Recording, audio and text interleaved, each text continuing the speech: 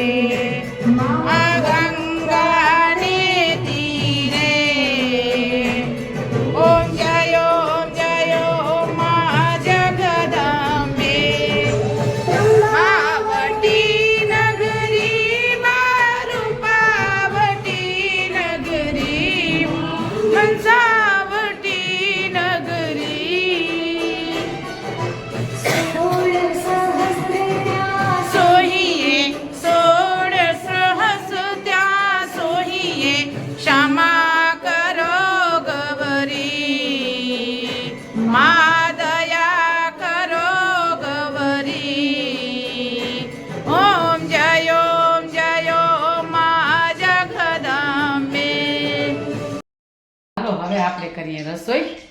કેમ કે રસોઈમાં તો આજે મારે મસાલા બેંગન બનાવવાના છે. ભરેલા રીંગણા નહીં, મસાલા રીંગણા એટલે મસાલા બેંગન. તો મસાલા બેંગન બનાવું. તમે વિડીયોમાં બનાવો રહો. કેવી રીતે બનાવવું એ રેસીપી તો નથી બતાવતી, પણ જમવા બેસશું ત્યારે કહેશું કે કેવો ટેસ્ટ છે એ બતાવશું. તો અહીંયા મૂક્યો છે તેલ, આ છે ટમાટરની ગ્રેવી, આમાં છે કાચા સિંગ, લસણ, આદુ, મરચાં, હળદર અને લીલા મરચાં 2-3 નાખ્યા છે. આટલી બધી વસ્તુમાં પેસ્ટ કરી છે. આટલી વસ્તુ નાખીને પેસ્ટ કરી બનાવી લીધી. હવે આપણે આનો વઘાર કરશું. અને અહીંયા કાપ્યા છે કાંદા એટલે ડુંગળી. આ છે ડુંગળી, તો ડુંગળી કાપી છે અહીંયા.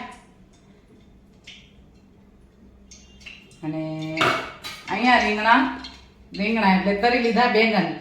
આ બેંગનને તર્યા છે, તો આપણે તરીને રાખી દીધા છે. હવે થોડી વાર ફ્રાય કર્યા, ખાલી તેલમાં ફ્રાય કર્યા. પાણી ઓછો નાખવાનું છે, બહુ પાણી નાખવાનું નથી.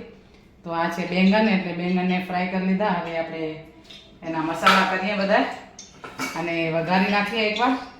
તો પછી જમવા બેસશું ત્યારે બતાવશું કે કેવો ટેસ્ટ છે. એ હમણાં તો નહીં બતાવીએ, જમવા બેસશું ત્યારે ટેસ્ટ બતાવશું. તો હવે વિડીયોમાં બન્યા રહો, આગળ વિડીયો લેશું. તો ચલો, જય માતાજી, જય દ્વારકાધીશ, જય સિયારામ. હવે હું તમને રેસીપી જ બતાવી દઉં કે હું કેવી રીતે બનાવું છું. તો પહેલાં મેં નાખી હિંગ. પહેલાં તેલ નાખ્યું, તેલ પછી હિંગ પછી જીરો. અને એમાં એ બધા જે મેં કાચા સિંગની પેસ્ટ બનાવી હતી એ પેસ્ટ એમાં નાખી દીધી. પછી ઉપરથી નાખ્યા કાંદા, આમાં નાખ્યા છે કાંદા. આ બધા મિક્સ કરી દીધા છે. એટલે હવે આપણે નાખશું ઉપર ટમાટર.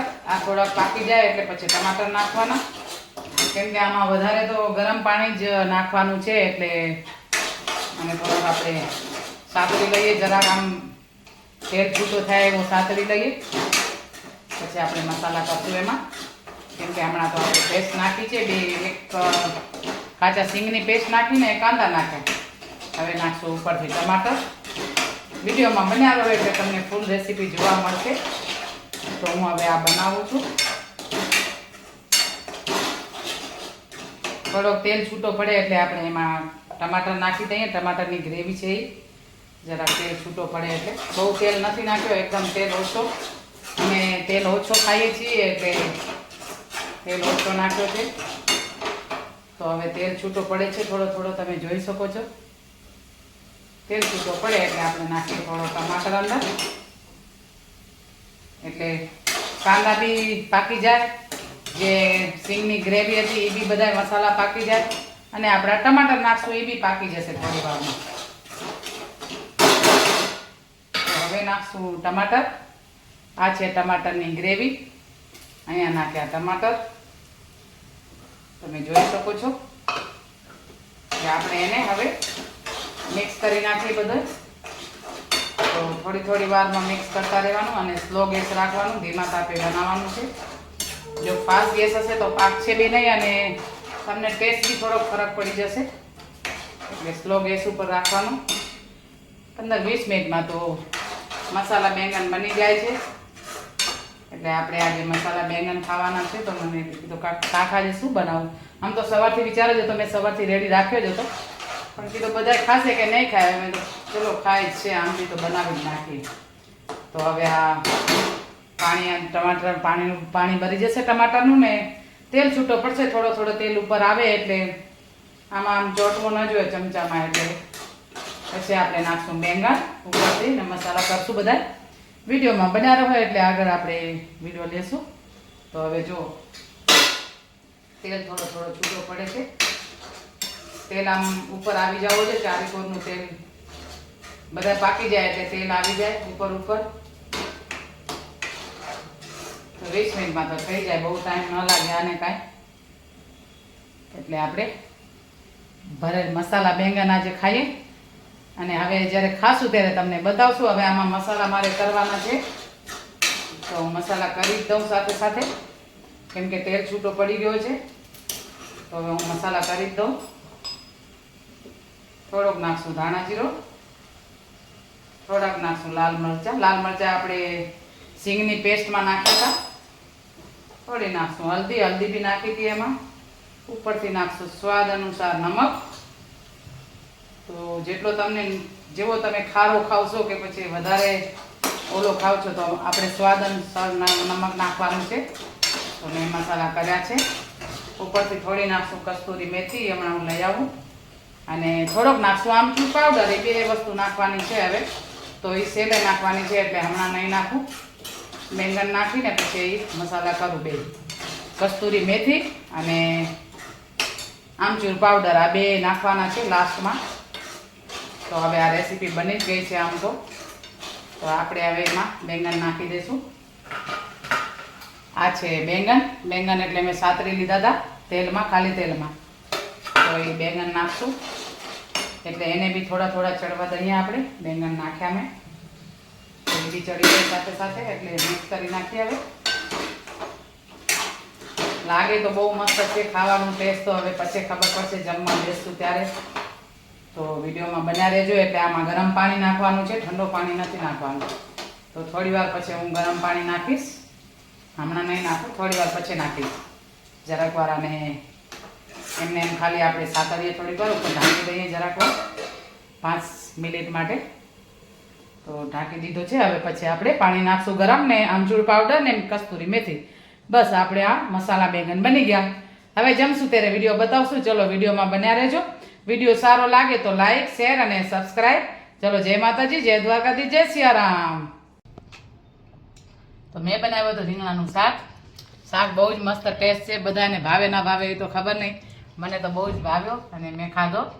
તો હવે હું ખાઉં જ છું અત્યારે. તમે બી કદાચ બનાવતા હશો, ના બનાવતા હો તો ઘરે બનાવજો. અને બનાવતા હો તો અમને રેસીપી આપજો, કમેન્ટ લખજો કે અમે આવી રીતે બનાવીએ છીએ. તો હવે હું વિડીયો એન્ડ કરીશ. વિડીયો સારો લાગે તો લાઈક, શેર અને સબસ્ક્રાઈબ. ચલો જય માતાજી, જય દ્વારકાધીશ, જય સિયારામ. મારા 1000 સબસ્ક્રાઈબ કરાવી દો બધાય. તો હવે ખાલી ફટાફટ કરાવી દો, ફટાફટ. કેમ કે 1000માં 240 બાકી છે. તો બધા ફટાફટ કરવા માંડો. સબસ્ક્રાઇબ ના કર્યો હોય તો એકવાર બેલમાં મારી દો એટલે સબસ્ક્રાઇબ થઈ જશે. તો આગળ વિડીયો શેર કરો. ચલો જય માતાજી.